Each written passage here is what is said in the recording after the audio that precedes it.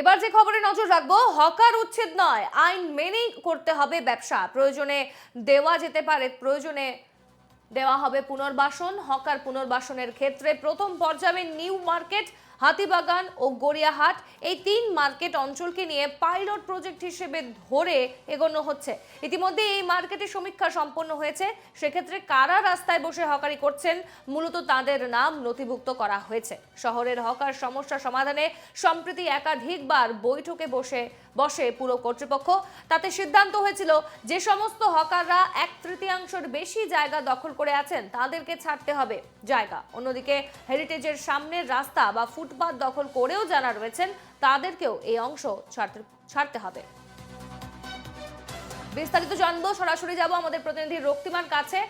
রক্তিমা, এবার যেমনটা জানা যাচ্ছে যে বিভিন্ন ধরনের, আগে আমরা দেখেছি যে হকারদের উচ্ছেদ করা নিয়ে বিভিন্ন ধরনের ব্যবস্থা নেওয়া হয়েছিল এবং একাধিকবার বৈঠকে বসেছিল পুরো কর্তৃপক্ষ, এবং এবার যে সমস্ত সিদ্ধান্ত নেওয়া হয়েছে যে 1/3 বেশি জায়গা দখল করে যারা ছিলেন তাদেরকে সেই জায়গা ছাড়তে হবে, তার পাশাপাশি অন্যান্য কি কি ব্যবস্থা করে দেওয়া হলো, বিস্তারিত জানাও।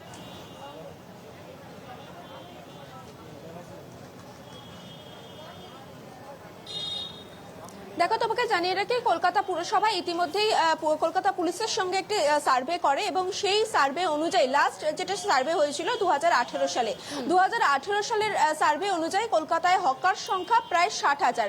তুমি জানো এখন 2024 স্বাভাবিকভাবেই এই সংখ্যাটা বেড়েছে, ফলত নতুন করে আবার সার্ভে হচ্ছে। এবং তোমাকে জানিয়ে রাখি, কলকাতা পুরসভার তরফে যারা বৈধ হকার অর্থাৎ যাদের লাইসেন্স রয়েছে তাদেরকে কিন্তু নতুন করে তাদেরকে চিহ্নিত করা হচ্ছে। সেটা দেখো, তোমাকে জানিয়ে রাখি 2015 সালে যারা লাইসেন্সের জন্য যারা আবেদন জানিয়েছিলেন তাদেরকে কিন্তু নথিভুক্ত করা হয়েছে ইতিমধ্যে এবং তাদেরকে আই কার্ড দিতে শুরু করেছে কলকাতা পুরসভা।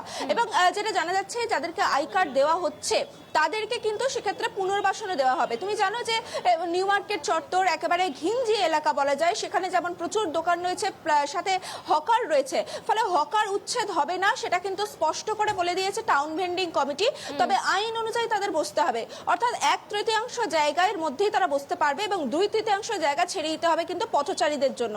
এবং দেখো, তার জন্য কলকাতা পুরসভার তরফে ইতিমধ্যে একাধিক ব্যবস্থা নেওয়া হয়েছে। এবং তোমাকে জানিয়ে রাখি, এখন আমরা রয়েছি নিউ মার্কেটে। তুমি দেখতে পাবে নিউ মার্কেটে এইভাবে হলুদ দাগ টেনে দেওয়া হয়েছে। এই পুরো কাজটাই কিন্তু করা হয়েছে কলকাতা পুরসভার তরফে। অর্থাৎ এই যে তুমি জায়গাটা দেখতে পাচ্ছ, এই যে দাগ রয়েছে, ঠিক তার অপোজিটে তুমি ঠিক যেখানে তুমি দেখতে পাচ্ছ এই যে গাছগুলো রয়েছে অথবা দোকানগুলো রয়েছে, পুরো সমস্তটাই কিন্তু যারা হকাররা বসে আছেন, অর্থাৎ এই নির্দিষ্ট যে দাগ রয়েছে তার ওই দিকে বসতে হবে এবং 2/3 জায়গা ছেড়ে দিতে হবে পথচারীদের জন্য, যাতে মানুষের কোনো অসুবিধা না হয়। এবং দেখো, যেটা মেয়র পরিষদ দেবাশিস কুমার তিনি কিন্তু ইতিমধ্যেই জানিয়েছেন, যারা অর্থাৎ যে সমস্ত হকাররা যারা এই নিয়ম মানবেন না তাদেরকে যেমন তালিকা থেকে বাদ দেওয়া হবে, শুধু তাই নয়, যারা ইতিমধ্যে লাইসেন্স পেয়েছেন তাদের লাইসেন্সও কিন্তু বাতিল করা হবে। এবং সেক্ষেত্রে দেখো, আরো জানিয়ে রাখি, হকারির ক্ষেত্রে আরো বেশ কিছু নিয়ম কড়াকড়ি করা হয়েছে। ডালা বিক্রি কোনো মতেই করা যাবে না। অর্থাৎ তুমি জানো যে এই যে হকারের এই যে একটা দোকান রয়েছে, এক্ষেত্রে অনেক সময় অভিযোগ আসে যে এই দোকান, যাদের নামে দোকান রয়েছে, এই হকারি করছেন, তারা কিন্তু অনেক সময় তাদের আত্মীয় পরিজন কিংবা অন্য লোকের কাছে ভাড়া দিয়ে থাকেন।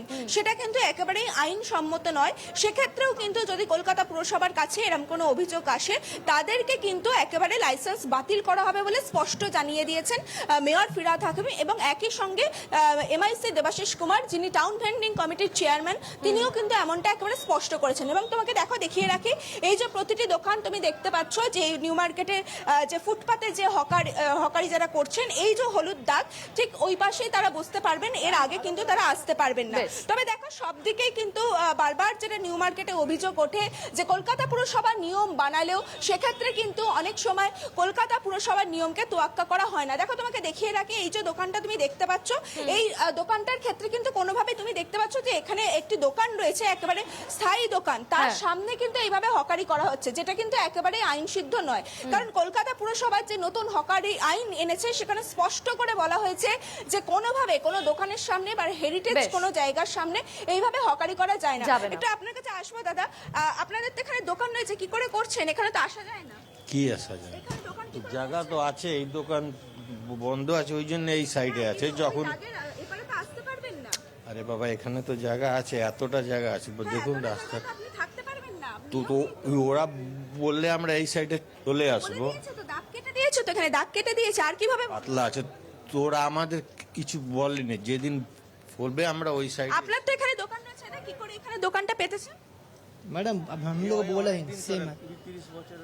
না 20-30 বছর হলেও এই যে হলুদ দাগ, এর বাইরে তো আপনি আসতে পারবেন না, কি করে তাহলে দোকান চালাচ্ছেন এখানে? ওরা যেদিন বলবে আমরা हम लोग को बोला नहीं, बोलेगा हम लोग चले जाएगा ऊपर। বেশ একেবারেই সুতরাং রক্তিমা, বুঝতে পারছো আমরা যে বুঝতেই বারবার পারলাম যে যে তুমি যেমনটা দেখাচ্ছিলে যে সমস্ত হকাররা 1/3 বেশি জায়গা দখল করেছেন তাদেরকে ছাড়তে হবে এবং এই মুহূর্তে হকারদের বিভিন্ন ধরনের বিভিন্ন মত। তুমি এই খবরে নজর রাখো। আপাতত ধন্যবাদ তোমাকে।